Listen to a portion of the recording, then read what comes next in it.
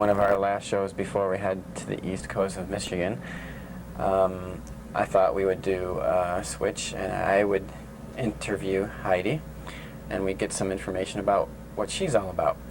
Hello, Heidi. Hi, Thanks for coming to the show. Well, the first question I have for you is what got you started in the whole realm of metaphysics and holism, and what opened up for you to explore these topics? Oh, that's a long, big question. And I guess as far as being dedicated to a spiritual path, metaphysically interested, that probably started about 13 years ago when I found out about astrology. But at the same time, there's been spirituality infused in my life pretty much since birth. My mom's sort of a natural herbalist. My grandmother on my dad's side went to India quite a bit for months on end by herself and taught me how to do yoga as a young girl and taught me a lot about spirit living on beyond the body. And my other grandmother was very generous and let me ask thousands and millions of questions. That's always nice.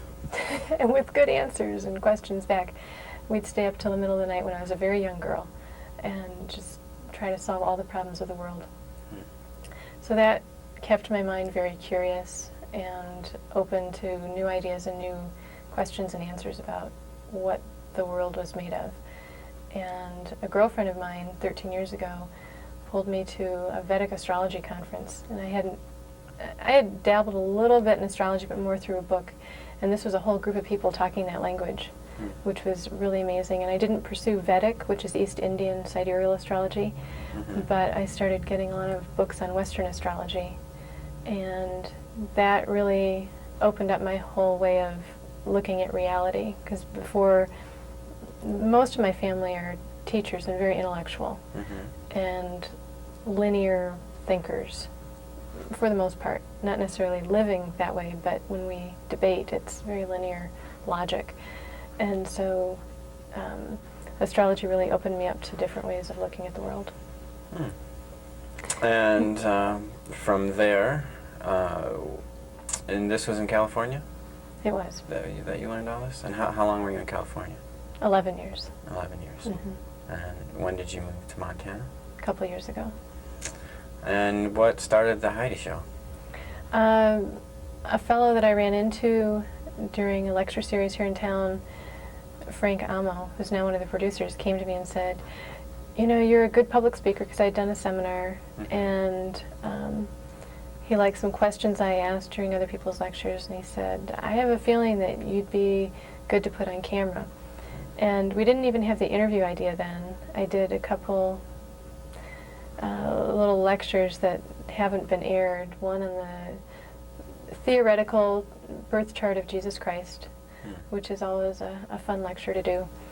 And then we just sort of blossomed from there, and it evolved into what we've been doing for the last 8 months, I think. But it took about 3 months to develop before we started doing the filming. So let's backtrack. Let's talk a little bit about astrology. Okay. I noticed in the earlier shows that we did, we had an introduction of 2 to 4 or 5 minutes about the astrology of the week, and we've kind of abandoned that, not really by plan, but it just kind of happened that way, where I guess you didn't have time to do the research for that week or whatever. But what goes into planning the astrology for the week? Well, it's funny, because we live together, and my view of it is a little bit different. Just that it wasn't so much that I didn't have the time to research. It was we didn't always know when the shows were airing, because we started doing a lot of pre-taping instead of the live shows. I try to do an overview of what's happening on the planet, but there's also the more intricate thing of what happens to each individual. And I haven't gone into that. Like there's Rob Bresney with his weekly column in The Independent, that's really fun. And he has his own very humorous, unique personality that he puts into those columns. I was doing more of an overview, again, of what was happening on the planet. So I look, the outer planets move more slowly, so they set up large patterns that individuals and the planet is dealing with. And then the inner planets move more quickly.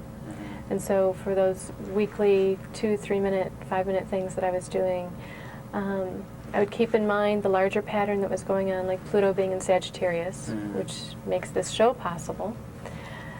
And I can get into that if you want. And then I would look at the trigger points, which are the faster inner planets, and what would be triggered off. So for instance, we did quite a bit on the May alignment, and that had a lot to do with realigning our relationship with the Earth. Yeah, I remember that. Yeah. So there are 10 planets, and of course, that's how astrologers talk about them. The moon is a satellite, and the sun isn't usually considered a planet in astronomy, but just probably for ease of dialogue, we call the 10 spheres planets. And so I look at all of those when I do an astrological forecast for the week. So you look at the location, and you have the meanings, symbolism of the planet, which is inherent in each planet, and how they are playing with our planet, how they're reflected back on us, and it's also has a lot to do with location, right? So it wouldn't necessarily be our entire planet as much as focused on Missoula, or is it a whole planet? Well, if you're planning something for a specific time, then you would want to look at that specific time in Missoula. There's a whole wheel that you look at as far as a place, and there are 12 houses, and those are the different arenas of life. So a specific place makes a difference time-wise as far as where the planets are, depending on what you're planning and what you're looking at. But I was mostly doing it from a planetary point of view, and this is Earth-centered astrology. You can do solar-centered astrology, but most people are concerned about what's going on our own planet and in our own lives, and we're on Earth, so I deal with Earth-centered astrology. There are a couple unique astrologers that do like Mars-centered astrology, which is pretty interesting.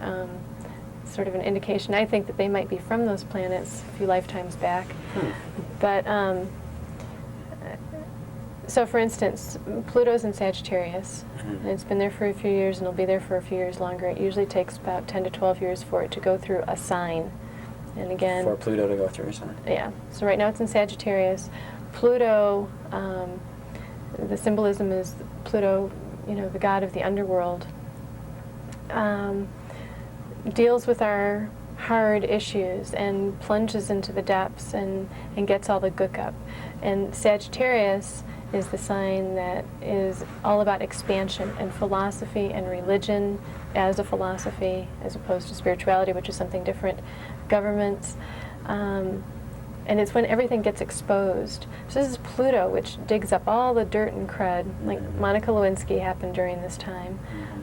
That got full exposure. I mean, it wasn't just the guy had an affair or the guy did some illicit stuff. We got every little detail. There was full exposure, nothing hidden at all. So that's an overall trend that's going on for these years, is that Pluto and Sag. And what would you see as a result of these exposures? How do they affect the public? And is it anything different than tabloid, exposure, or is it something that we can evolve into a deeper way of seeing things, or what's your take on it? Well, any and all of that is possible. The planets are of the Creator, just as we are. So they're not outside of the universe. They're not, because some people have problems with it possibly being the work of a dark force or whatever. The planets have a lot to do with how we operate, like we were talking about, but we still have complete free will about what we do with these energies. So we can keep the tabloids hopping with lots of, nefarious affairs. But the other thing is we can have shows like this where a lot of information is brought forward and people can make their own decisions. So that's one of the things we've been trying to do on the show is open up the information channels. The media, for the most part for me, is fairly narrow in its focus. The dialogue doesn't seem to veer too much beyond a specific language or a specific topic. So what we wanted to do on this show is bring in lots of people with alternative viewpoints and give them a nice big forum. You know, it's not a soundbite show where we could let people really express their full understanding of the world and reality and all of that. And that's a Sag and Pluto thing too. And that brings me back. What do you think of the popularity of radio shows like New Dimension and we all know the late night show Coast to Coast AM now with Mike Siegel, and that's one of the most popular radio shows, if not the most popular radio shows in the world. Right. And its topics are all kind of like what the Heidi Show topics are, ones that you can't get anywhere else in the mainstream. Do you see a carry through, a bleed through from these alternative yet very popular shows and ideas, concepts into the mainstream? And do you see that do you see it, if it is a bleed through, do you see it interpreted in a commercial, shallow way, or do you think it will retain its depth? You brought up a lot of stuff. New Dimensions, if anybody isn't aware of it, is a radio show that here in Missoula airs Monday nights at 9:30 on the public radio station, 89.1. And I really admire Michael Toms, and I don't remember his wife's name right now, but they do a collaboration.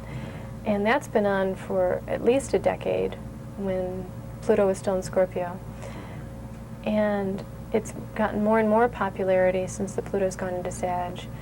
I don't see him getting too commercialized at all. Again, it's a public radio station. They do get some funding from Wisdom Net, I believe, and a couple others, probably so they can still eat. That's one of the things. This is definitely a labor of love at this point. And I do know that he pretty much, as far as I've ever heard, sticks to people that have published books. And that's his way of preparing himself for the shows. He reads the books and then they talk about those when he gets on. And he was definitely, they were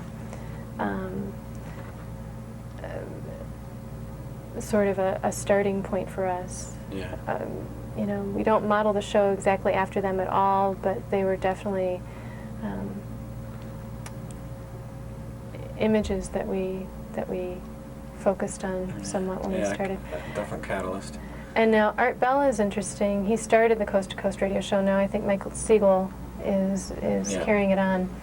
They get millions of listeners every night, and they go on, I think it's 3 hours now, or 4. It was chopped down 1 hour. Maybe Art Bell was on for 4 and now, or 5, and now it's 4 hours. It's very long. Half of it is call-ins.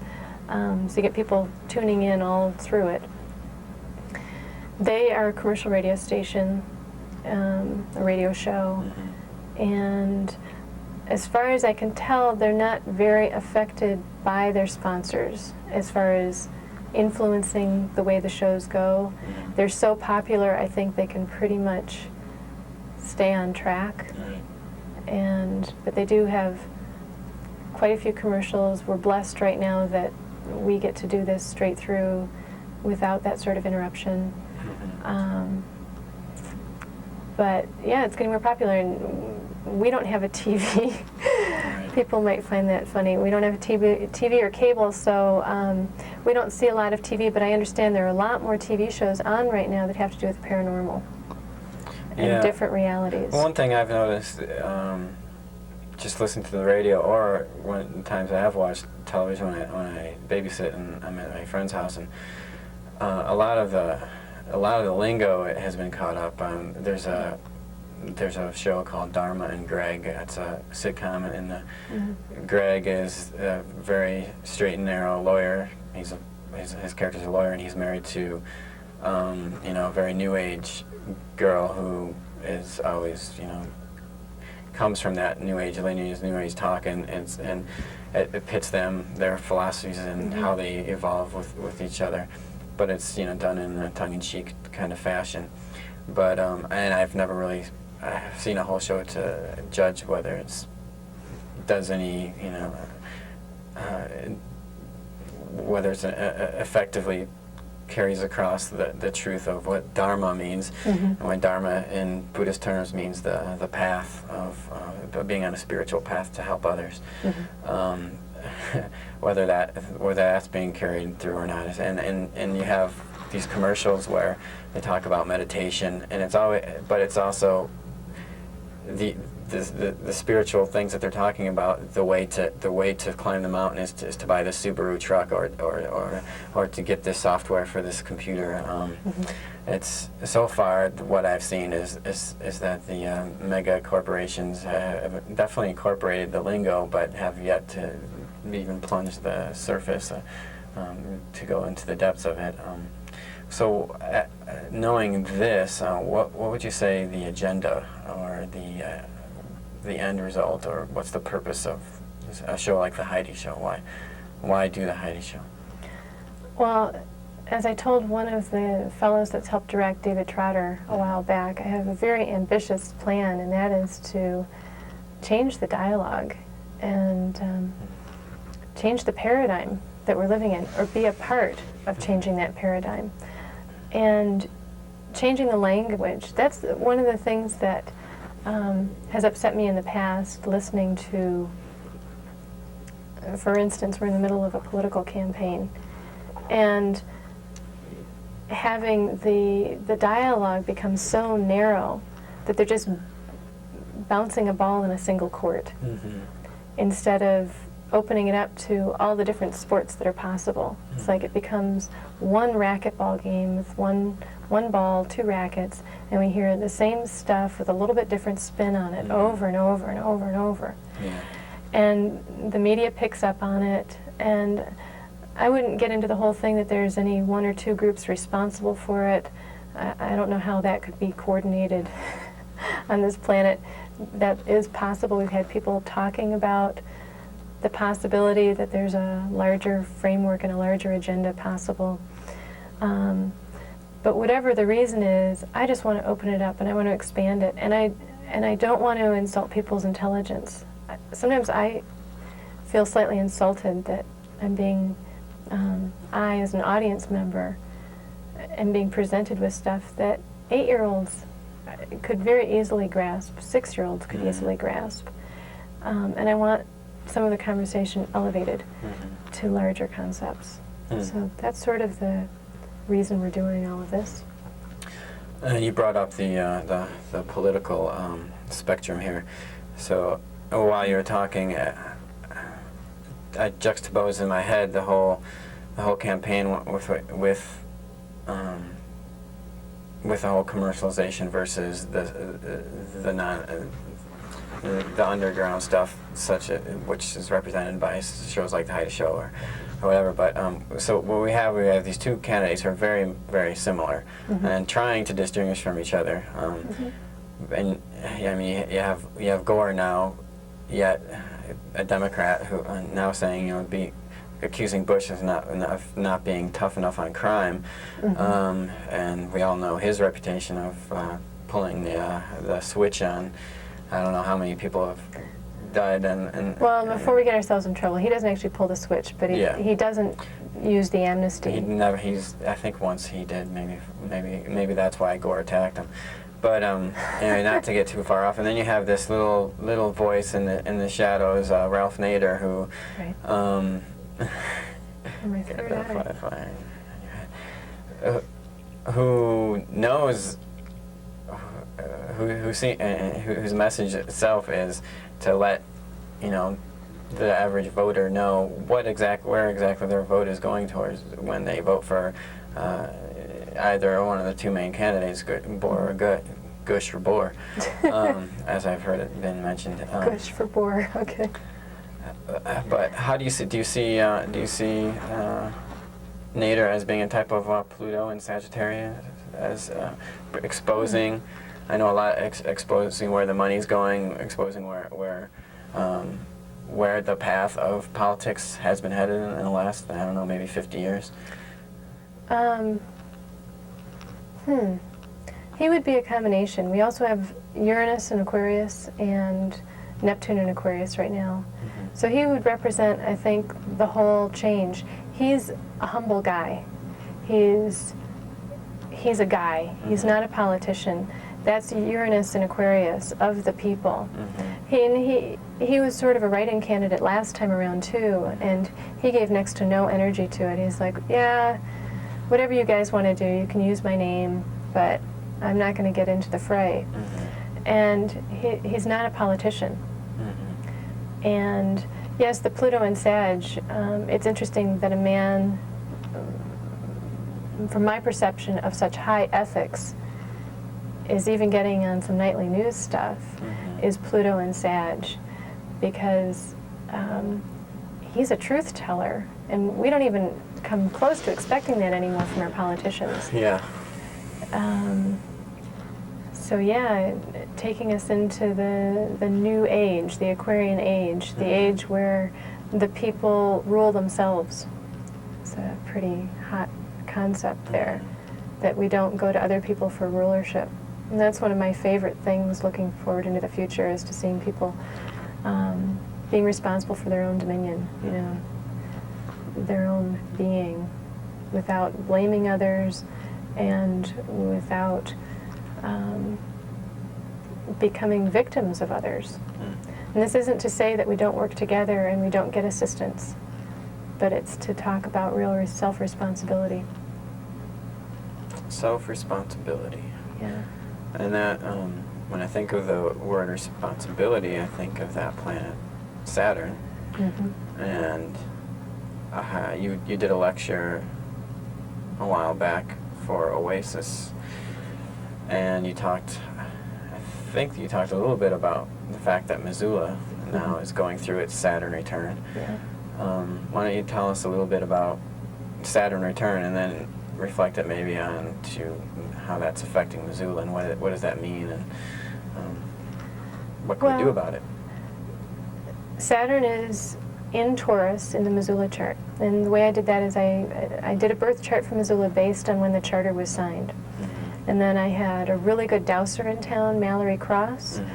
Douse, which is a divination method, douse for me, and it's using the larger knowledge that's stored in the body, or that flows through the body. Okay. And she found out that it was signed about 12:16 p.m.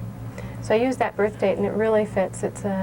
Missoula's a double Pisces town, Pisces sun, Pisces moon, with a Cancer rising, which means that Cancer was rising in the east at the time of the signing. Okay. And again, Missoula is a concept. It's a concept with a contract, you know, the signing of the charter. Missoula, obviously the land has been here thousands and thousands of years, Right. but the concept of Missoula is what's in people's minds and hearts as they live here. And it's a very strong concept. And in that birth chart, Saturn is in Taurus, which means that there will always be issues in Missoula around responsibility for resources and working for resources. And this doesn't mean drudgery. It doesn't mean that in order to make resources you have to go out and with your pickaxe and go into the mine. But it means you have to be really responsible about how you're using your energy and what you're working towards. And that, more than anything, is rewarded in the long run. And Saturn is more of a long run type of thing. And you'll hear a lot of stories about people taking 5 years to get off the ground in Missoula. It's a very Piscean town. People do a lot of past life work here and a lot of spiritual work here, knowingly or otherwise. There's a lot of alcohol and drug abuse in Missoula because Pisces rules altered states, however you want to get there. A lot of people are into meditation, which is, to me, a more conscious way of getting into into an altered state. But all of those are played out here, and there's total choice about how you do that. It's easy to go behind the veil here and see what's on the other side of the spirit world. And getting back to the Saturn in Taurus, Saturn in the skies, in the heavens recently, was in Taurus again, and it was hitting our Saturn right during that May alignment, which brought up a lot of issues about, and still is, about air quality and how we're using our resources. And we just, right during that time, we got named with a big Superfund site, which is again using the resources in an irresponsible way and being forced to be responsible for it and clean it up. And now Saturn just went into Gemini, so now we can talk about all the stuff that we've just been dealing with, and you can see all the furor around what do we do with the forests. Do we let them burn? Do we cut them down? What do we do? Well, I've heard, I just put this in, that the forests are so out of control as far as burning that we're almost forced, the firefighters and the Marines that are joining the fight are at a conflict where they feel that the best they can do right now is to kind of guard all those people with homes and the communities that are more a threat, where usually they're just out to attack the fires and douse them out, but now they're more in line to protect than to actually attack. And yet you can carry on with what you were saying, but why don't we look at the Saturn return as far as this whole summer, this whole hot summer? Oh, well,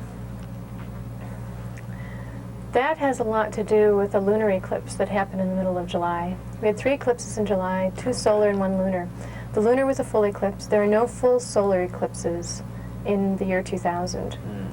That's why that full solar eclipse back in August of 1999 was so strong, because that was the millennium eclipse. The next full solar eclipse, I believe, will be in 2001, and I don't know the exact date.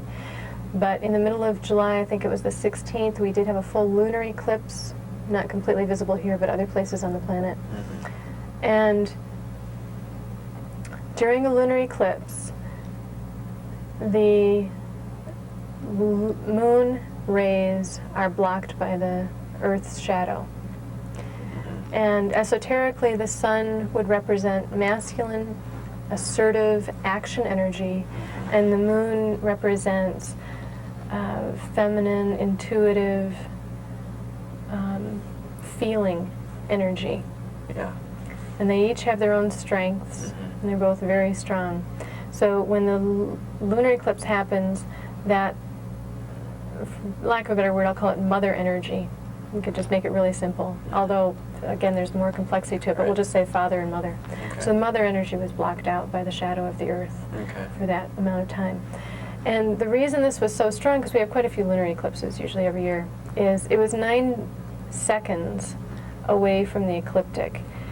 It was a very strong eclipse, and that gets kind of technical, but just to know that it was a very, very strong eclipse, and it was at 24 degrees Cancer Sun and 24 degrees Capricorn Moon at the time that happened. So the Capricorn was being blocked off by the Earth? The Capricorn, the lunar energy, was being blocked from the Earth at that point.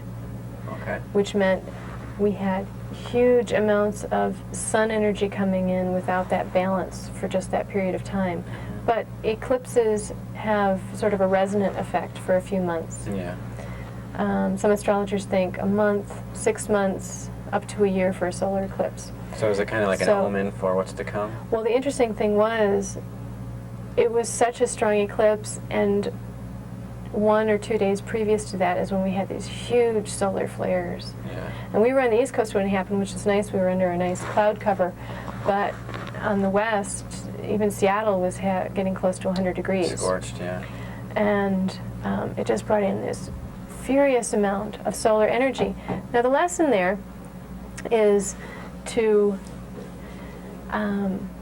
use all this strong solar energy and learn a different way to work with it. Learn how to work with brotherhood instead of warrior energy. We've taken a lot of this really good male energy and shown our might. And it still is a great period to learn how to use all that energy on how to unite in brotherhood. Okay, now when you say we, you mean the whole planet, or are you talking Missoula specifically? I'm talking the whole planet. Whole planet. And how, well, I would like to get back to that after the break. And I'll just talk briefly what I want to get back to. I just think it was very interesting that we had these groups with these very archetypal names that just breeze into town this summer, and you had the Rainbow Gathering, and its archetypal imagery and concepts that you think of when, and the people that played them out, the gathering in a peaceful way without with the type of no money involved, barter trade, new ways of trying to express themselves and being with the earth. And then we had the Hells Angels roll in town a month later, and then the conflict that we all know ensued there. And then in the meantime, all these fires getting out of control in the rest of surrounding Montana. Are those ways that the eclipse have been played out specifically in this town, and are we paying attention to these omens? What's your? Yes. It doesn't mean that there aren't other more far-reaching ways to look at them. And I think that's part of what the show is about, is to take them beyond the usual dynamics and look at the undercurrent that's going on. So yes, the mother-father role, the protection energy, the authority figures, these are definitely Capricorn, Cancer, things that are going on, the solar energy, all of that. And before we go to the break, I just wanted to thank Barry Adams for one of the terms he uses, which is the now age. The now age. I love the now age. And David Trotter has a friend, again, one of the producers, or one of the directors, he says what we're doing isn't new age, it's old age. Right. This is really old stuff being brought back to the surface. And played with in a new way. Yeah. Right. Yeah. All right, so we'll go to break, and we'll come back and get into it some more with Heidi Truog, the host of the Heidi Show. I just had to turn up. So, you're Frank Ammo, and you have a show called Metaphysical Concepts. Right. Could you give us a little briefing on what Metaphysical Concepts is all about? Well, basically what it is, to give a esoteric interpretation. Let's say, for instance, if you had a powerful enough microscope and you were to look at the human anatomy, you would see atom structure. Now, the atom structure would look like suns, and it would look like planets. For instance, our Earth would be considered an electron, the sun would be considered an atom. So now we get down to what the metaphysics, or the hidden knowledge of physics is, and then we have a process of, let's say, development, or let's say, a process of evolution. So if you take Randolph's works and you go back to the monad, which we were billions and trillions of light years before, and that process we evolved up to our particular process that we're in now in the human anatomy. But in that human anatomy, it still goes further. So for instance, you have a after-death process that goes 7 degrees, and these have been actually recorded, been put down in books called After Death by Randolph, and each degree has a color to it. So for instance, let's say if you had a blue aura, so, and that blue aura would define your knowledge and your understanding of your process. So that's metaphysics. In other words, there's a whole other insight. An individual can see the pranic force, and they're little white dots of white light. And these little white dots of white light have a meaning to them. They also have a life. Without them, we would die in 10 seconds. So they have actually a brain, they can think, and they can produce life. But they're more highly evolved than we are. So that's metaphysics. It actually discusses our process of evolution leading towards the prana, and then leading towards the sun developing electrons or planets, and then we develop from there. Like a nucleus would be a cell structure in another dimension. It's an idea that, let's say for instance, Moses comes down and he says, okay, well, follow the 10 Commandments. There's a process in that because it goes beyond the 10 Commandments. It's a process of life, you know. You follow a certain way of life and you evolve from following that process. So what we have now in the United States and also throughout the world, we're creating our own laws, which didn't come any place except from the individual. It didn't come from higher sources or angels or anything. And so in that process, we're now on a decline. We're actually, if I can say it plainly and simply, we're being phased out. Now, do we continue on with a new race structure, or are we going to be phased out completely? I personally don't have the answer. I know that in prophecy, there'll be roughly a 1/3 left to carry on, and they'll be the teachers of the souls coming back to Earth. Okay. So you've been using the facility here at MCAT for the last year, and how many shows have you actually produced? Well, we produce one every week, so it's probably about 50, 60 shows. 150, 60, and breaking down just different aspects of. Yeah, it's just a process. It's like astrology is one of the processes. Right. If you're, let's say, I'm a Cancer, so I like family, I like kids, and so forth. And so that from that planetary system, there seems to be an influence from that develops the Cancer nature or the Gemini or etc. And so what we're trying to do here is to at least bring out some esoteric facts that will help people have a choice. Right now, we don't have a choice. We have a government that's corrupt. In our country right now, we're on the brink of a great catastrophe. Our plan's about to twist. We're having a lot of things coming up, and you know, I personally feel if we follow certain esoteric laws like food, shelter, and clothing, and start breathing good air and so forth, and living a certain basic fundamental esoteric life, we can alter this thing by being better people, but we're not doing that. These visual audio readouts and so forth to let's have opportunity to see what the ancients thought and how they survived and see the mistakes they made. To my knowledge, not one civilization has made it. Our Earth is going through an evolutionary process too. If this process can be done in a proper way, like family, kids, mother, father, home life, and so forth, we can actually stem the tide of this tremendous situation coming up that will probably either destroy all of us, or we'll have roughly 1/3 left that will be teachers for the new age. So what spurred your interest in metaphysics? And Well, I was born a clairvoyant. okay, and you do most of your research on your own, and where does most of your research come from? Well, a lot of it comes from the subconscious mind. For instance, you have a double body inside your physical body. Inside your physical body, that double body actually has a recorder. So let's say when you come back to Earth in your different incarnations, then it has a recording of that. So now we have Michael Newton, who wrote a book, Between Lies, that talked about previous lives, in between lies, future lives. So we know that Edward Casey's talked about the same things. And so we know that the recorder is in the double body, because the physical body goes back to the Earth, the double body continues on. So that body has a seership to it.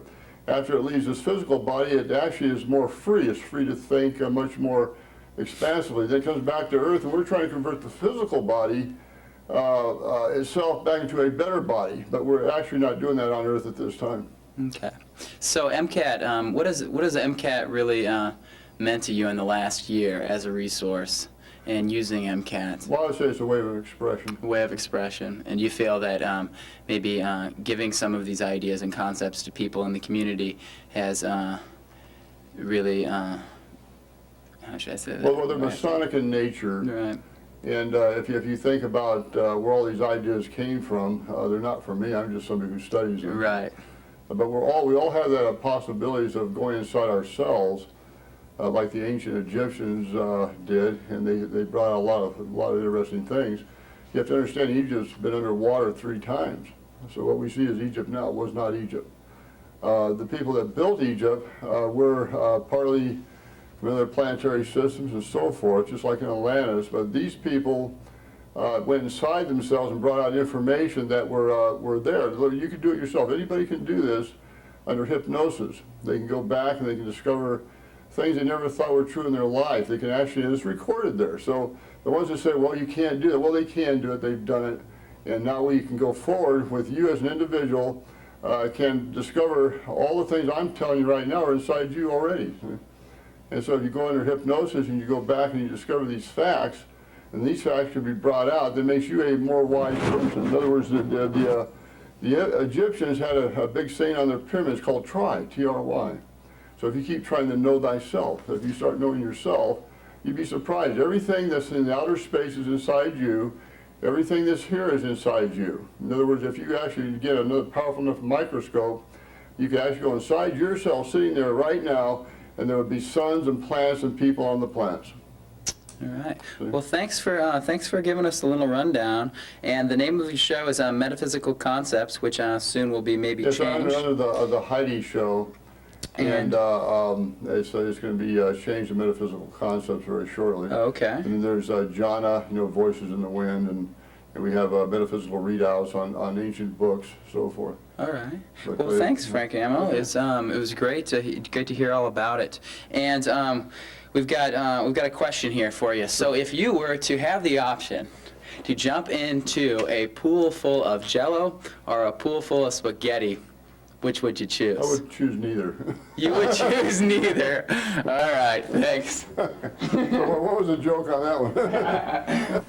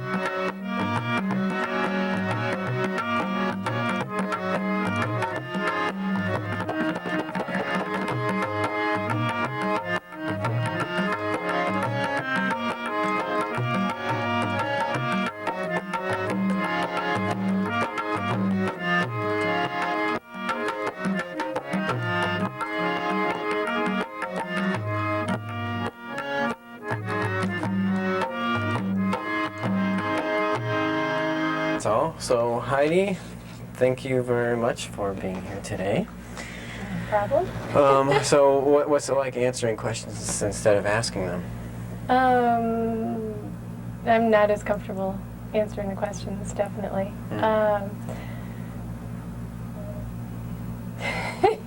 Okay. Yeah. Well, I'll ask you another question. Okay. We were talking about the Saturn return, and that's, we'll just let people know, I don't know, if, what's the cycle on Saturn? You mean how long it takes to go back to the original spot it was at? Yeah, how long does a Saturn return last, and when can, it's called a return, so Right. what's the years in between the So if you return? pick any spot on the in the heavens, for the time it takes to get back to that same spot, to go all the way around the circle and come back to that spot, is 28 and a quarter to 29 and a quarter years Okay. to get, because from our perspective, from the Earth perspective, Saturn sometimes goes retrograde, and so the timing isn't always exact. You know, it's not always 28 and a half years, Yeah. although that's really common.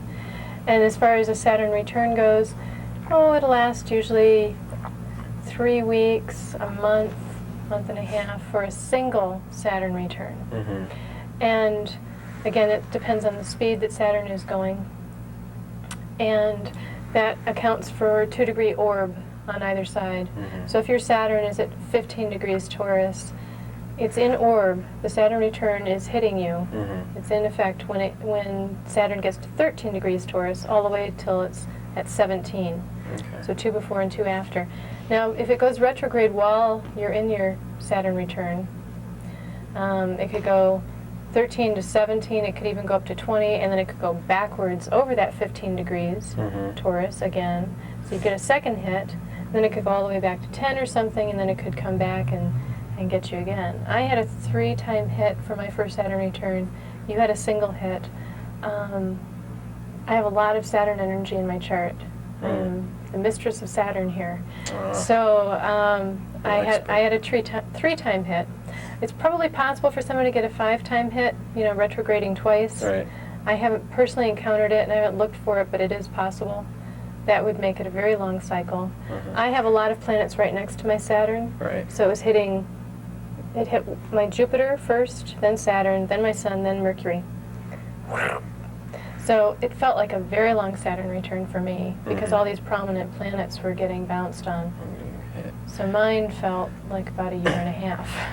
So when that happens, does that mean that the different aspects of your personality or of your makeup were getting influenced by all that Saturn represents, and you had to take responsibility for Mercury, your speech, right?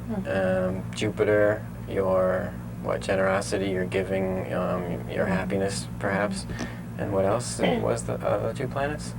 Saturn and the Sun. And the Sun, which is what everybody has, right? The Sun. The Self-expression. Sun is the actual Saturn return thing for everybody. Well, no, Saturn hitting Saturn is the Saturn return. Saturn hitting Saturn. So Saturn hitting Sun is your entire makeup. Yeah, my self-expression, how I create. Okay. So now everybody has Saturn returns, right? Everybody makes it to 29, To 29. or right around there, yeah, 28 and a half, 29. And Again, there's what's the opening. usual effect that it has on people? We talked about Missoula as the town, but what about the individual person? It's the maturation process, and if you talk to anybody, you know, there's a deeper level of being with yourself as each decade passes. But the Saturn return is very much the time when you become an adult. So even if people are taking on adult roles at 19 and 20, there's still something that happens at 28 and a half that makes it that much more real and tangible and meaningful. And some people see it as the death of the childhood, and that's actually pretty correct. But it's not, it doesn't have to be a mournful process. It's a celebration because there's a new birth going on. And I know that's more of a Plutonian concept, but Saturn really takes you into this new way of being. It's the word I overuse frequently, a mindful state of being. You can't just, you can I've seen people medicate themselves through a Saturn return, but it almost seems like the Saturn return is waiting for them Yeah. for that point when they stop, if they do stop. You know, legally or illegally medicating themselves. But for most people, they have to deal with the responsibility of how they're living their lives. They can't just let life happen to them. Right. They have to sort of take the reins because the horses are sort of running away. Yeah. with the Realize wagon. that their decisions and their thoughts and the things that they do actually have an effect on the way they live their lives and on other people. Right. And what about do you have the clients that you have? Do you find many people coming to you during their Saturn returns or right around their Saturn returns, or because it seems to me that during that time they might have a lot of questions. They might be self-questioning what's going on with their life or whatever. Do you find that so, or? I do. Often it's more they get a sensation that they need some guidance. It's usually harder to talk to somebody in the midst of a Saturn return if they haven't talked about their astrological makeup up to that point. They might be in denial. Huge denial. And because it's tough to remake your life, to make conscious decisions on so many different levels.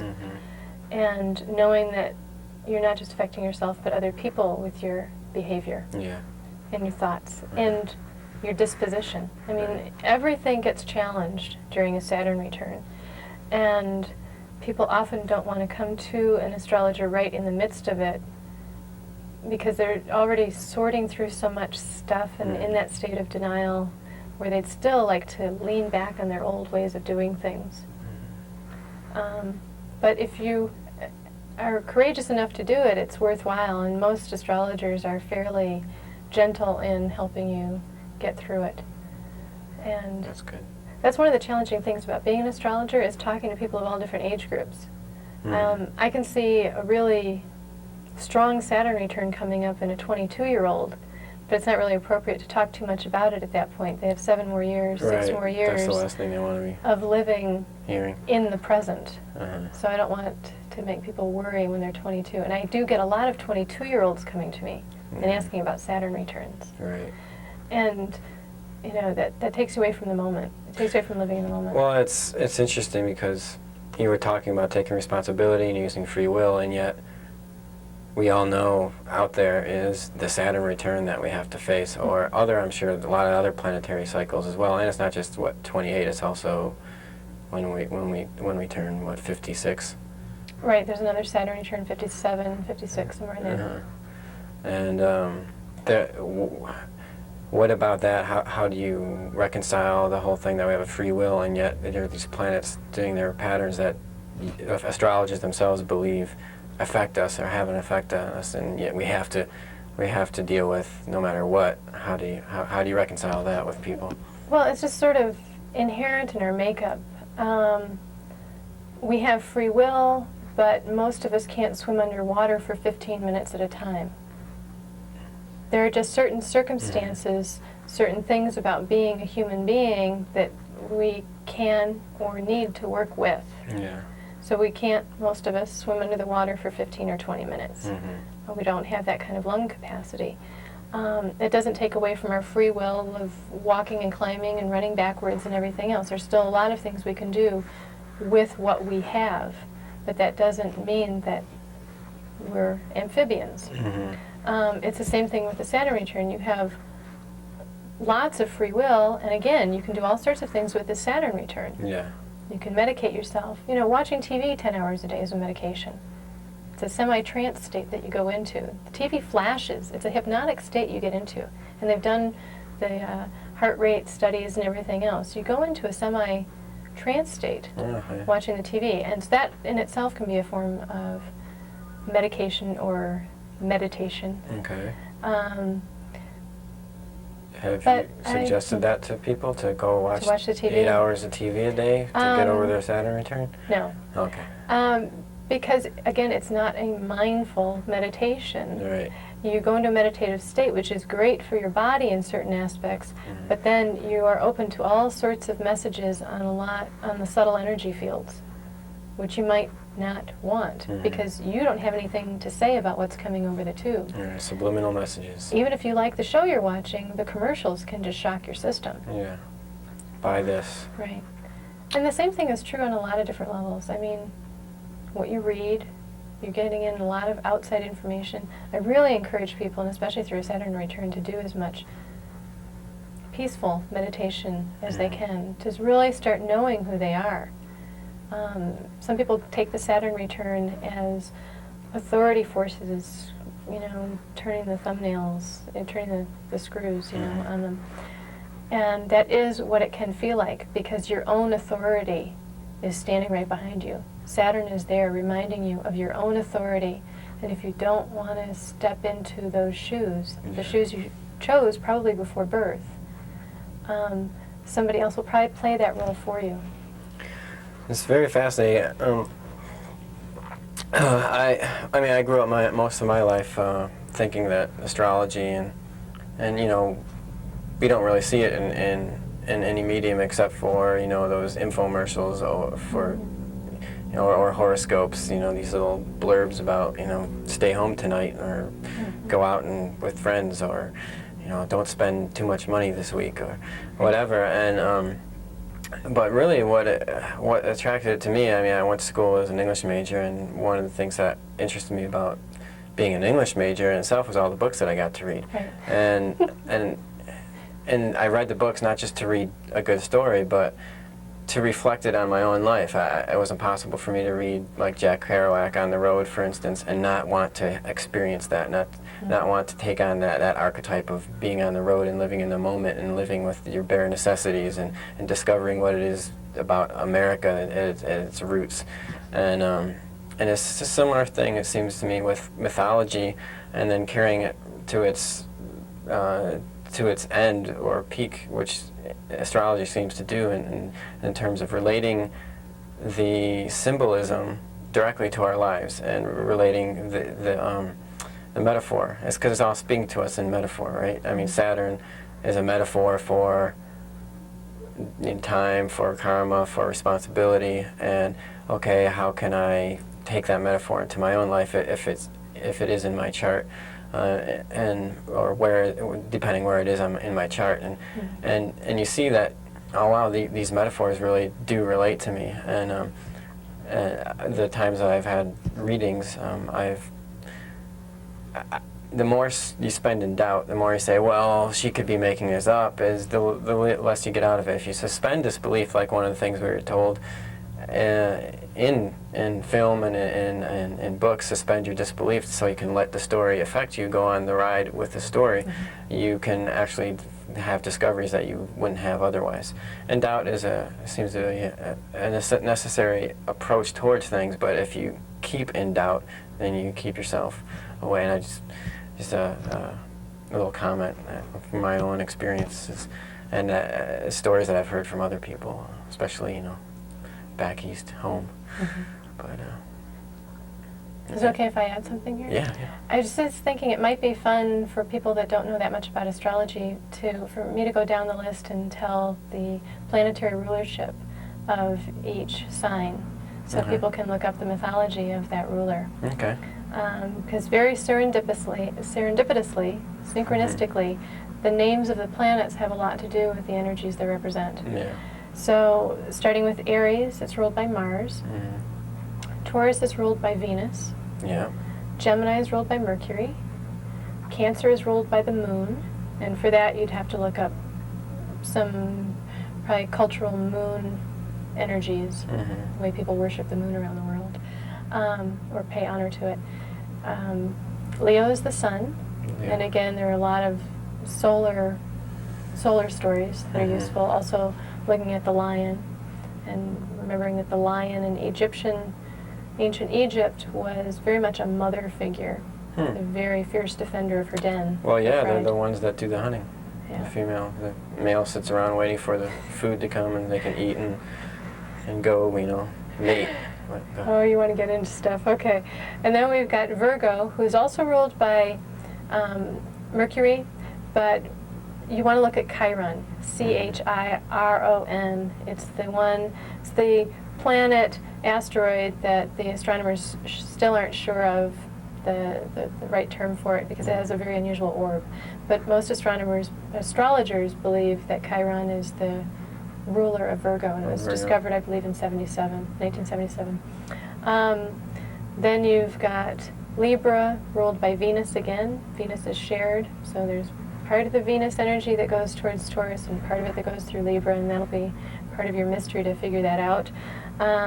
Scorpio is ruled by Pluto. Sagittarius is ruled by Jupiter. Capricorn is ruled by Saturn. Aquarius is ruled by Uranus. And Pisces is ruled by Neptune. Okay. So have fun with all of that. Well, yeah, and those, just as a remark on that, those are Roman names, really, and they can get translated to the earlier Greek, right. And Pluto being Hades, Neptune Poseidon. being Poseidon, Venus being Aphrodite, Neptune, or Mercury being Hermes, right, and Jupiter being Zeus, which is the king of the gods, the biggest planet. Right. I believe Mars is Eros? Mars is Aries. Aries. So Mars and Aries. A-R-E-S. Yeah, Aries. And the sun would be Apollo. Yeah. I guess the sun. And then Is Saturn Kronos? Saturn is Kronos. So yes. you're better at the mythology than I am. And Kronos is the father of Zeus. Right. So Saturn is really the father of Jupiter in mythological terms, and which is interesting that Father Time eating. He ate his sons, and Zeus escaped and slayed his father, and actually castrated his father, took away his power. But, so yeah, all these mythologies I learned as a kid. It's interesting how you reflect it upon astrology. It really fits. Which makes me think also of Zecharia Sitchin. And I really encourage anybody to read his books. It starts with the 12th planet. It's a whole series. He's very scientific, and his books get more and more interesting as he builds up the data. But he integrates all these old pantheons in a really insightful way. So his last name is Sitchin, Zecharia Sitchin, and the 12th planet is the first in the series. That will open your eyes to new ways of thinking about our history. Right. Definitely. Right. So what can a client, just an average Joe or Joette, I expect from a reading? Why? First of all, why would they go to you, and what would they get out of it, and why? What? People come for all different reasons, and let's see, I'm trying to think of my specialties. My specialty is really helping people if they're in a quandary about their life path, and figuring out how to realize that, how to make it happen, how to let go of fears. I do help people with certain psychic tools. We have a lot of Piscean people in Missoula especially that get their energy confused with other people's energy because Pisces has no boundaries, and so this town lends itself to people sort of bleeding into each other. So just some really simple, fun psychic tools I often share in a reading with people who are open to that. And so people come to me about life path stuff. They also come to me about when is the best time to open a business. And that can be really complicated because it really depends on their focus for the business, what they want out of it. Because again, you'll have a birth chart for the business. The very time. And you'll have different things. You have the contract with partners. That sets up the relationship with a partner. Then you'll have the doors opening on the business, and that sets the tone of the business. That's the birth chart for that business. So it can be very helpful to have a chart done, and then often a business owner will say, well, I have this 1 week or 2 week opening. And hopefully... So you have to choose the best out of that small period of time? Usually. It wouldn't be much of a difference, or could there be? Oh, it can be a huge difference, and especially on the ascendant and the moon, because the moon moves very quickly. It goes through a sign in basically 2.5 days. So if you wanted if you wanted to open a store that sold party goods or something, you probably wouldn't want Saturn or the moon in Capricorn with a Capricorn rising. It's just too serious. Now, if you wanted to open a very conservative investment firm, Capricorn would be very suiting because it would give that tone to the clients. Now, it may be a slow starting business because of that, but it would have a very strong, long-range reputation that would serve it well in the long run. Right. And again, do you want to make money fast and get out of town, or do you want to be here for 20, 30 years and pass on to your kids? So all of these things. So when I have a session about this thing, these sorts of things I have to talk to the client about. Yeah. What kind of business do you want, and how will you feel most comfortable, and where do you want it to go? And then I get clients who, I love to do kids charts. Some people will hire me for their grandkids, to have me do a chart for a child that was just born. Yeah, that must be interesting. And as you know, we tried to figure out Sienna's birth chart before she was born, but she was over 2 weeks late. Yeah. And just made it into being a Sag. You were concerned that she would be a Scorpio. And I have a Scorpio rising, so can't be too hard on Scorpios here today. But they usually get pretty rough going with astrologers. But anyway, kids' charts are a lot of fun, and especially if you do them with the charts of the parents.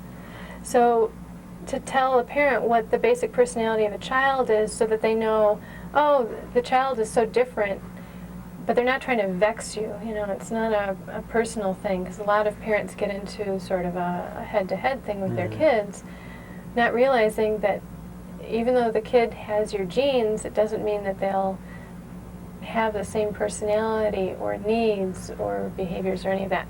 So that can be really, really advantageous for the early years before kids can speak their own mind and put everything together. I really love doing that. It really, I think, enhances the family understanding. And I also love to do compatibility charts to show people what they're... Between partners? Yeah, and it can be between any potential partners. It could be between you and your brother. Right. It doesn't have to be lovers. But, and it's always free choice again.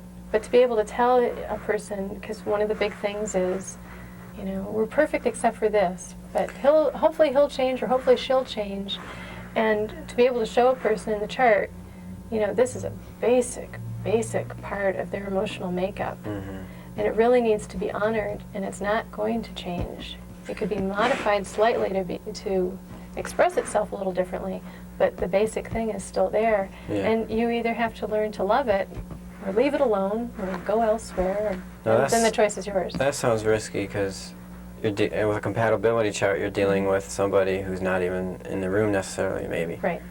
Now, how do you work that out so that you're not kind of talking about that person behind their back or whatever?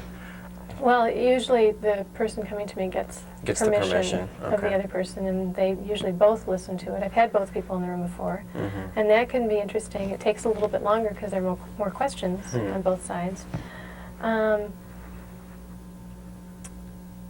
But it is sort of basic information. I mean, I won't be telling huge tales about somebody in the room, but I can say if the person... Let's say it's a woman coming to me about her husband, and she's saying, he just won't, I'm trying to think of something. He sits there in front of the TV and changes channels, and he doesn't acknowledge all the things that I do for him. Okay. So I would look at his chart and see, first of all, what his patterns are. Whether we were living in this culture or 300 years ago, would he like a more sedentary thing? Or is he going into the TV as an escape mechanism? Would he rather be active but doesn't have the opportunity? Maybe it's dark when he comes home and he'd like to be out playing baseball, but it's impossible at 8 at night. So I'd look into all these motivations in the chart to see what his basic personality is, and I would point that out and say, okay, he has a Pisces moon in his 4th house. And his 4th house means home, so he loves, the moon is what you love, your habit. He loves to be at home. He just feels wonderful at home, and he's not really motivated to do a lot of action at home. but he wants to find peace and just blend in with the surroundings and all of this. Okay. Now, an option for the mate, when I tell her this, is get a lot of creative stuff going in the home, because this does lend itself to a lot of artistry. Okay. Or get a lot of good friends over, so at least she has somebody to talk to while the rest of the gang is surfing, channel surfing. So it doesn't get highly personal, and I do encourage the people that come to me to share the tape with their mates. Yeah. So you tape record Yeah, the we sessions? record the sessions, Yeah. which is good, because they usually go an hour and a half to 2 hours, and there's usually so much information. We're talking about somebody's life. Yeah. That by about 40 minutes, people are usually on overload, so it's good that they can go back and listen. Okay. And so you mentioned business charts, compatibility chart. What's the most common chart that you do? Lately, it's been transits. Transits. Okay. Yeah. What's a transit? Well, just to back up, my preference is to do a natal chart for a client before I do a transit chart. Okay. What's a natal chart? A natal chart is looking at your birth chart and talking about who you are, what your talents are, what your challenges are, and what your gifts are. Because my philosophy behind it all is we all came here with a purpose. We're all very needed on the planet, and we all came to accomplish something. And it might be very personal, or it might be more out in the world, but we all came for a reason. We're all needed here. And I like it if we can go through the sequence, me and a client and I together, but often people have already had a natal chart reading, months or years before with another astrologer. So then we go to the transit chart, which talks about where you're at right now. Transits are what's going through the sky right now, what's going through the heavens right now, and how that aspects your birth chart. So we were talking about a Saturn return. That is a transit. It's a transiting aspect. Okay. And it's going back to conjunct that Saturn. There are different aspects. We talk about that, and So it's more about what's going on in your life right now, right. and what you can do to deal with some of those energies. And But now if I've talked to a client already about natal charts, then there's more, it's just a deeper understanding of what's available to you in dealing with all these outside circumstances. But if we just do a transit chart, I can talk about more about the circumstances, but I may not have as much time to talk about how your energies would best deal with these. okay. I have some time to do that, but I really like to do the natal chart first. Natal chart. Just to get them grounded into themselves. Right, and honor themselves and know who they are and see what a blessing they are. Yeah. Very interesting. So that's astrology, but you also do other things as well, right? You belly dance, and that's one of the first things that I found out about you when we met in California. And the first official date we had was a belly dancing party, and I walk into this big studio apartment with ceilings that are like 15 feet high, and there I see Heidi on top of stilts with a sword balancing on your head and some crazy costume on, and she was dancing. I'm like, wow, this is the woman I'm going to marry. So I didn't know that at the time, but I guess I felt it, and it happened. But that's really, it was very intriguing to see a woman who I met in a office building up on stilts, took me back all these lifetimes. But how'd you get into belly dance? The lifetime when you were Paul Bunyan? Yeah, Paul Bunyan. Yeah. Well, I got into belly dancing first. Do you want to know that story? Sure. It's a very scorpionic story. Okay. I was about to go to Europe quite a few years ago, and I did go for 3 months. Before I left, one of my best friends died. He had bleeding ulcers that he hadn't told me about, and his family found him on his apartment floor. And I was pretty devastated by that, and I think I went up like Forestville or some little town in California to work that through before I was going to leave for Europe. And went to Europe, met up with my best friend there, and sort of used her place as a base camp in Austria, and then I traveled around on my own for 3 months. And by the time I got back, she had died in a car accident. A drunk driver crossed the line and hit her head on. And I have to tell you the synchronistic thing there. Okay. I mean, one of the synchronistic things. She was my best friend. We met in California. She was visiting here, and her visa expired, so she had to go back. But she's the oldest child. She has an unusual name, Miriam, in Austria. Her mom thought it was such a pretty name, she didn't even give her a middle name. And then she has a middle brother, Stefan, and a younger sister, Kathleen in this country. And I'm the oldest daughter with the unusual name. My name's Heidi. My family, that's unusual. For your family. Yeah, and then I have a middle brother, Stephen, and my younger sister is Catherine. And there's 3 kids in both families, and I just really click with their whole family. They're like my second family. They're just amazing. And anyway, Miriam died while I was there, and when I got back, back to Austria, I found out that she had died in a car accident. And then I flew back to the States a few days later, and my friend picked me up at the airport and said, I don't know when to tell you this, so I'm just going to tell it to you now on the drive home from the airport. But Bill died, a friend of mine that had HIV, but was very healthy, but was sort of giving up. But in 3 months, he just totally gave up and left and died while I was gone. So I was pretty devastated and worked at a bakery for a little bit, and then quit there to have my own business, which was bead weaving, making pouches, and I loved making like sacred icons for people's altars and all sorts of stuff like that. And within a couple weeks after quitting my job and starting my business in my apartment, I was in the Oakland Hills fire in '91. Wow. 4,000 homes. Now, was this your Saturn return? This was right after my Saturn return. No, my Oh. Saturn return, I totaled my car. Okay. So a lot of destruction going on in these few years here. Yeah, this had a lot to do with some Pluto stuff in my Okay. ascendant. So then my house and my business burned down. And I was totally confused because I had really changed my life to open myself up to spirituality and miracles. And all of a sudden, everything around me was destroyed. A lot of karma to burn. A lot of karma to burn and a lot of layers to slough off, a lot of old life to leave behind. But I was kicking and screaming. I was like, oh, this is how I'm thanked, And nobody would hire me for a job.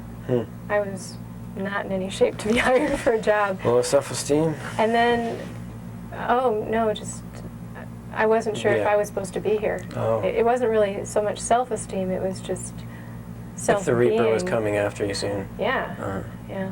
And all the things that go along with mourning the loss of loved ones. Yeah. So it felt like all my future and past and present were gone. And I was just sort of waiting, sort of not waiting. Really a limbo state. And then something I saw said there was this women's drumming circle. So I went to this women's drumming circle expecting people to drum and sing. And I was in the back of the room, and this woman in a black cape was back there with a hood. And I was like, oh, she's kind of interesting looking. And I smiled at her because, I mean, I do have a little of the coyote in me. And to see somebody looking so mysterious really intrigued me. So I smiled to see if she'd smile back, and she did. And then she took off her robe and picked up her basket and put it on her shoulder and went up to the stage and started belly dancing, and they were drumming with her, and the whole audience went crazy. It was mostly women, her women's drumming circle. And then she, pulled snakes out of her basket and danced with the snakes. And I was just enthralled. I was like, and the thing that just kept going through me over and over again in waves was, she's having fun. She's having fun. Yeah. I want to have fun. That looks like so much fun. And so I asked her later about classes, and she wasn't teaching at the time. She became my teacher later. Okay. And that's how I started belly dancing. It was just to, and it was a real, I had never really thought about belly dancing before. And all of a sudden, it was something that my whole essence felt drawn to. And I kept thinking of it as fun. But then, of course, there's a lot more to it than that. Right. There's the work and the practice and getting comfortable with having your belly exposed in front of lots of drunk men. That hasn't happened to me too much. I haven't been to too many places like that. Although I've done a lot of funny gigs. I've done some really strange gigs. But mostly people are just sort of in awe that, and I don't know if they know what they're experiencing or what they're responding to. One of the things I teach in belly dancing, what I try to do with it myself when I perform, is keep my heart open and be vulnerable while performing. Vulnerable and strong, and it's an interesting combination, and it's a lot of heart work. It's almost like open heart surgery, because you know, you have to work out a lot of internal things to be able to do that. It's not just body, it's totally body, mind, soul. So I imagine you have to help people get over a lot of fears of performance and whatnot when you teach. How do you open it? How do you explain belly dancing to people? Well, it's an ancient sacred dance that honors a woman's body and honors the mysteries of it and the beauty of it and the strength of it. Where does it originate? Probably in northern Africa and Egypt, but a lot of it came out of India. It's a very mutable dance too. I mean, even, it's interesting, like some of the hieroglyphs, you'll see the dancers with veils, but 100, 200, 300 years ago, veils weren't used in the Middle East for belly dancing. But then they were used in Hollywood, and the Egyptians saw it, and then they started using veils. So it pulls in from a lot of cultures, but the basic torso dance is unique to belly dancing. You get the hula, where there's a shaking, a rotating of the hips, but it's not a whole torso dance. And belly dancing is unique that way, and I'm going to make a comparison. I love Irish dancing, but the arms are very stiff. They're either at the sides or they're up in the sky holding hands with somebody else. Right. But it's a very stiff torso, and the feet are going crazy, wonderfully crazy. And just as a comparison, then you have belly dancing where it's torso. It's so much torso. And there is some footwork if you're into the footwork part of it, and arm work. But it really, you know, moves that kundalini, which again is scorpionic. And my story was scorpionic. It's the phoenix rising from the ashes. So it's a Scorpio. If you were to attribute an astrological sign, you would attribute belly dancing with Scorpio. And So the what would axis. ballet be? Well, let me finish. And Okay. the axis, because the axis are the oppositions, the signs in opposition to each other. They're like two sides to the same coin. So with the Scorpio and the rising of the phoenix and the kundalini energy and the sensuality, which means, you know, the appreciation of the physical, you have Taurus Is the on the opposition? other side. The opposition is Scorpio, which again is the love of the Earthy. sensual and loving beauty. And now ballet is more Libra, which is another Venus sign, but it's air, and it has more to do with uplifting yourself from the Right, earth right. and almost trying to transcend. Transcend the gravity. Right, which is a beautiful form, and I love ballet myself. But for me and my body and my progression on the planet, it was really important for me to really love the planet Yeah. and love the body, the tool that I was born into. So, you know, you teach classes, and what's the biggest challenge for you as a teacher? The biggest challenge. You know, it's one of my Saturn things. I have a hard time with the marketing thing. So the business aspect of it, Yeah. I love teaching. the actual teaching experience, you Yeah. just go with it. I love having all these different bodies, mostly women, but every so often I've taught a guy, and really help people be in their body and feel it all. Yoga does a lot to enhance this too, really feeling that wrist. And oh my gosh, what a wrist can do, you know, and the fingers. and really getting to know it and work with it. It's very rewarding. Yeah. Teaching is very rewarding for me. Yeah.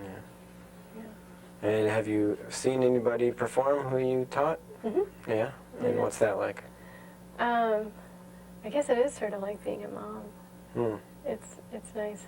And one of the things I really promote with my type of teaching is for people to really see what works for their own body, not to copycat. But I really go for spontaneous live dances. It's a live art. Right. You can take pictures and put them up there if you want, and they'll get a glimpse of it. But it's a live art, and if it's a live band, there's just nothing greater to me. Right. I mean, it's as good as walking through a museum of Van Goghs. It's a living art, and you have to be there at the moment to get it. It's really great. And hopefully we're going to have some belly dancing tapes on the website soon. Belly dancing tapes on the Yeah. website. It'll be It's fun. a good idea. Yeah. So why don't we just let viewers of the Heidi Show who have started to tune in regularly and expect a show every Sunday at 8, why don't we let them know what you're doing now in the future, what we're Okay. doing as a family. Well, it's late August when we're taping this. This will probably be on in late September, or maybe early October. We have about 35 shows to repeat, which will take us sometime into April, if we can find all those shows. All right, well, this has been very interesting. It's my first time interviewing anybody ever. I think you're doing great. And it got to be my wife. So I'm grateful for that. Thanks for joining us, Heidi, and I look forward to more shows. Good evening, and welcome to Frank Almo's Visual Audio Readout. I'm Saloma Deidre, your host and guide through the vast treasures of knowledge read for your enjoyment. Each week, celebrities and those verbose in the higher realms read to you live, unedited, from the rarest books in the world, courtesy of Frank Almo's prized personal library. We would like to remind our audience that the views expressed in this program do not necessarily reflect the views of the television station, the program director, producer, staff, host, or actors. So please, sit back, enjoy, and may wonder and truth fill your heart. You are a winner who accomplishes your goals. Focus. My name is Laura Moya, and I'm reading Euless, The History of Love by Pascal Beverly Randolph. Affectional Alchemy, Part 1. Reader mine, I am about to treat herein the grandest subject that ever engaged or challenged human thought. In doing so, it is likely that I may repeat some things elsewhere, by myself or others said before, but even if so, I have struck upon many things now given to the race for the first time. A vast amount of psychological chaff is current in the world, originating in the pulpy brains of certain people with MD after their names, people who eke out a good living by putting medicines, of which they know little, into bodies whereof they know less. A still larger amount of chaff labeled philosophy is afloat, generated for the most part in the angular heads of people, whom a chronic prostatitis or ovarian fever has so deranged that they really imagine themselves philosophers, being only shams, who propose to revolutionize the world, especially the domain of marriage land, by inculcating pudacious sophistries, better calculated to kill than to cure the victims on either side. One thing is certain, light is needed, and this work, originally intended to be called by a different title, but which intent was abandoned owing to the vastly larger scope of the completed and rewritten volume, is meant to afford exactly what is required. What a tremendous deal of suffering, horror, crime, wretchedness, and despair there is in this beautiful but badly misused world of ours, most of which might be prevented in the first instance or remedied in the second, were there less consummate and confounded ignorance afloat up and down the earth's strong tides of human life, with its strangely, wildly surging ebbs and flows, heats and snows, in reference to matters pertaining to and concerning the relations, wise and otherwise, subsisting between the separate genders of the human race, especially that portion of it located in the so-called civilized lands, and particularly in the cis-Atlantic portion of the Lord's exceedingly immoral vineyard. Now, whoever supposes that the ignorance alluded to is confined solely to the masses, sometimes spelled as them asses, according to Carlyle, or that some total of non-knowledge must be looked for among the unread, unlettered, and unwashed crowds that throng the great highways of the world, and whose struggles for life and clamors for bread occupy most of their time and attention, will find him or herself most woefully mistaken, for a far less dense and conglobate ignorance upon the matters of vital import to every human being exists among the people, the rude crowd who jostle each other everywhere, and which is the plastic brainful few mold into voters, hero worshippers, or sent to fight their battles against each other, armed with plows or rifles, pitchforks or bayonets, cannons or spades, than is to be found in circles making very lofty pretensions, not only to knowledge, but to morality also, from its geologic base to its astronomic summit. For gross and culpable non-knowledge, especially upon all the vital points that cluster round the one-word sex, you must look not amidst the untaught hosts, the democratic underlayer of society, but right squarely among the so-called learned, professional, much boasted, highly cultured upper strata, especially in those centers of population whence newspapers by myriads are scattered broadcast over all the lands.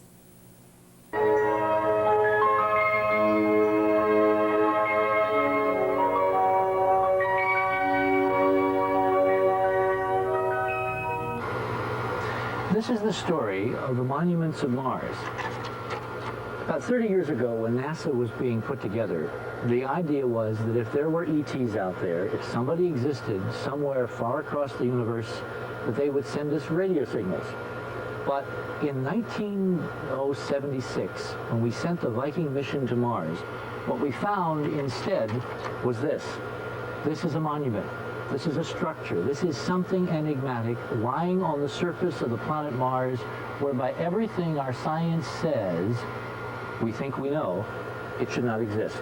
This is the fabled face on Mars, and this is the actual photograph in NASA's files which two gentlemen, DiPietro and Molinar, who were engineers at the Goddard Space Flight Center, found in 1979 when they went looking in the NASA files to confirm that this in fact was not a trick of lighting, but was a real photograph. Many years later, this is now about 1985, when I had put together several